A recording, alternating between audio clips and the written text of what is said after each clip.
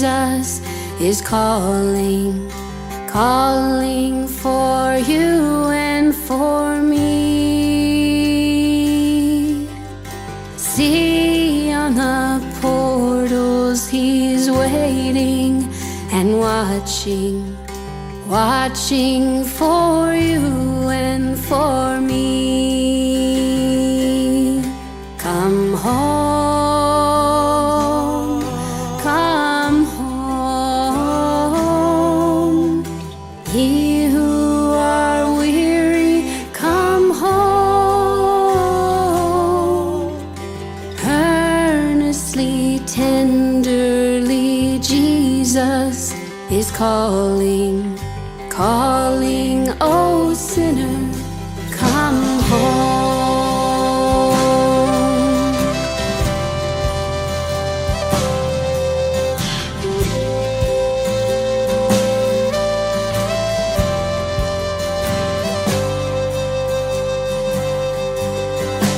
Why should we tarry when Jesus is pleading, pleading for you and for me? Why should we linger and heed not his mercies, mercies for you and for me? Come home, come home. Ye who are weary, come home. Earnestly, tenderly, Jesus is calling, calling, oh sinner, come home.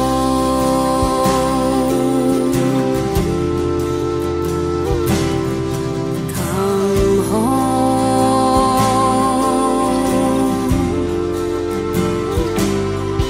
Come home.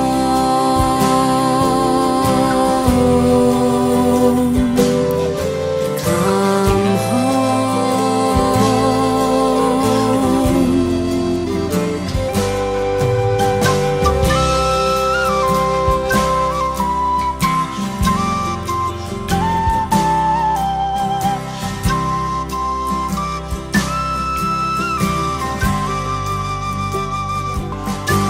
Oh, for the wonderful love he has promised, promised for you and for me. Though we have sinned, he has mercy and pardon, pardon for you and for me. Come home, come home. Ye who are weary, come home. Earnestly, tenderly, Jesus is calling, calling, oh sinner.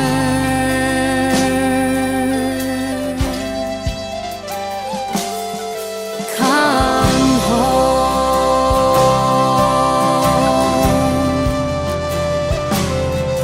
Come home.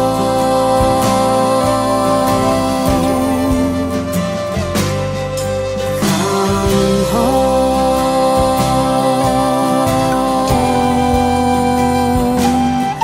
Come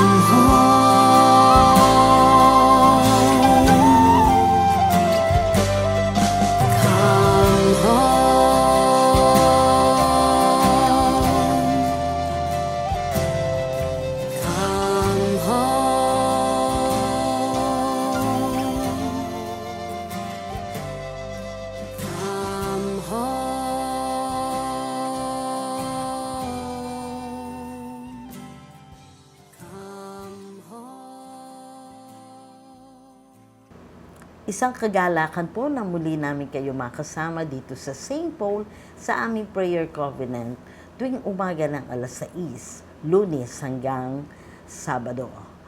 Again, a blessed day po sa ating lahat.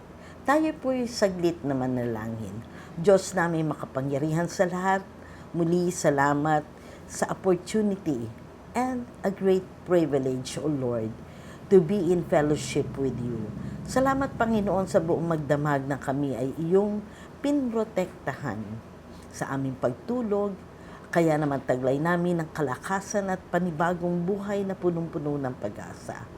Aming Panginoon, samahan mo kami sa aming pagdidili-dili ng iyong banal na salita.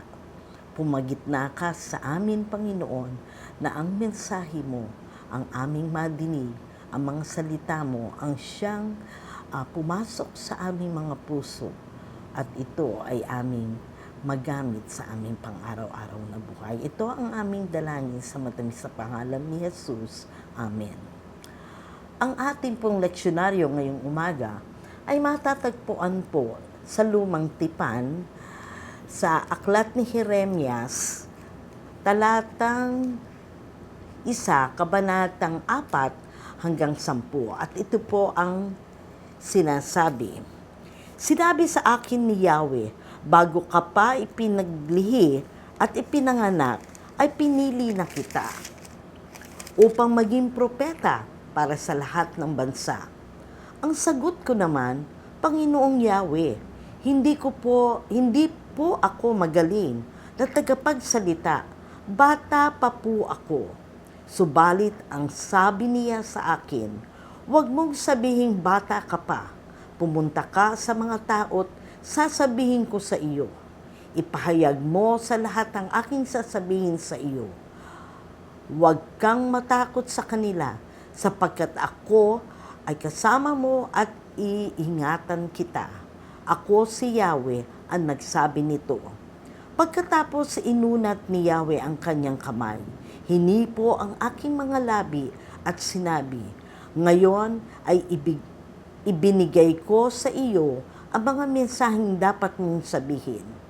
Ibibigay ko rin ngayon sa iyo ang kapangyarihang mangaral sa mga bansa at kaharian upang sila'y bunutin at ibagsak, wasakin at itipon, itayo at itanim. Ito po ang salita ng Diyos para sa mga anak ng Diyos. Yes, God has chosen each of us to make Him known to others. You and I were designed for a purpose, and only you and I can fulfill the calling God has for us. Tayo ang katuparan ng pagtawag ng Panginoon sa atin. Sa verse 4 and 5, wala pa tayo sa sinapupunan ng ating ina, may plano na ang Diyos sa bawat buhay natin. At nang likhain ng Diyos ang tao, ay para ito ay kanyang makapisan in fellowship with us. Kaya nga, matapos likhain ng kalikasan, God saw that it was good. Sabi sa Genesis 1:25. Pero sinabi sa Genesis 1:26 and 27, let us make a man. At ito nga, kinreate niya ang tao in His image. Dahil gusto niyang makapisan tayo, makapanayam. Sa gitna ng ating araw-araw at ordinaryong buhay, alam ko minsan na rin nagpadama ang Panginoon sa atin that He has something for you and for me to do. Alam ko, kagaya ko rin, at dito sa talatang 6, si Jeremias made excuses. Marami tayong mga excuses sa panawagan ng Panginoon. Sabi dito sa talatang 6, sabi ni Jeremias, hindi po ako marunong magsalita. Bata pa po ako. At ang iba sa atin, I am too old, I have no experience or expertise. I am not knowledgeable, etc., etc. Ngunit sa talatang 7, ang sabi ng Diyos, yes, you, all of us, isusugo kita, isusugo niya tayo. Kaya ang sabi niya, humayo ka.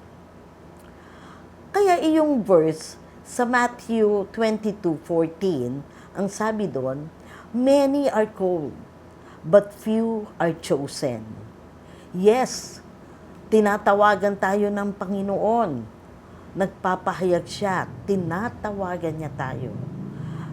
But yung chosen, it is not God who choose. It is us who choose.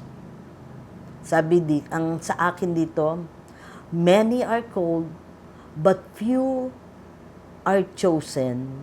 It only means that God gives us all the call. He called all of us, but very few that actually choose to accept that call of God. Hindi natin matanggap yung panawagan ng Panginoon. Some responded to the call, pero walang focus on the call. Tinanggap natin dahil tinanggap natin ito, pero dumating ang pagsubok. Nasaktan tayo, tumigil agad tayo. Sabi dito, sa paglilingkod sa ating Panginoon, be joyful in serving the Lord. In any circumstances, masaktan ka man, di ka hihinto. At ito ang dapat maging motto ng mga tunay na Kristiyano. Meron nga kanta sabi, lumangoy man ako sa tubig, hindi ako malulunod. At dumaan man ako sa apoy, hindi ako masusunog. At sa verse 9, pag tumugon at tinanggap natin ang panawagan ng Diyos, siya na ang bahalang kikilos para sa atin. There will be grace, assistance, power, protection, provision, blessing upon blessing, for we have the backup of heaven sa ating mga buhay to carry out kung anuman ang gustong pagawa sa atin ng Panginoon. Siya ang ating kasama. When He calls kasi, sometimes, medyo alanganin tayo, nagkakaroon tayo ng doubt. Kasi marami siyang parang hindi ukma sa atin yung mga tawag niya. Pero God is not looking for our abilities, but availability. Not responsibility, but how we will respond to His call. God is not looking for the smartest, strongest, bravest. He doesn't check any resume or list of reference. Many are mentioned, maraming binanggit sa Bible, that were used powerfully by God despite their lack of experience and expertise. But because of the big one who empowered them, and that is our Almighty God. Kaya, ang Diyos ang bahala sa atin. Siya ang magbibigay sa atin ng kapangyarihan at iyon ang kanyang pangako. Ibibigay ko rin ngayon sa inyo ang kapangyarihang mangaral sa mga bansa. At sabi din niya, paaalam niya sa iyo kung ano ang iyong sasabihin. To God be the glory. Tayo po'y manalangin. Thank you, Lord, for everything you have done for us. For the whole night of sleep, O Lord, thank you. Lord, forgive us, Lord, for our shortcoming. Lalo na sa aming mga kasalanan, Panginoon. Lord, work on us sa buhay namin, dear Lord. Create in us a clean heart Give us a right spirit upang ma-renew ang aming mga isipan, O Lord. Heal us, O Lord, from hurt, from sickness, and cover us with your precious blood, O God. So with our loved ones, O Lord, sa mga mahal namin sa buhay, ganun din nawa, Panginoon, ang inyong igawad. Lord, maskin saan man sila naroroon, patnubayan niyo rin sila. At those who need your help, O Lord, and those who seek you, O Lord, and those who believe you, O Lord, ibigay mo, Panginoon, ang wisdom, O Lord, upang ang kanilang buhay ma-align nila sa iyong mga panukala. At madinig namin, Panginoon, ang iyong whisper, ang iyong boses ng pagtawag sa bawat isa sa amin, upang kami, Panginoon, ay makapaglingkod sa iyo, upang kami, Panginoon, ay makapagbigay and glorify your name, O Lord.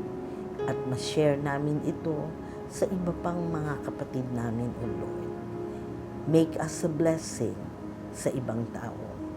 Ang lahat na ito'y dinadalangin namin sa matamis sa pangalan ni Jesus. Amen.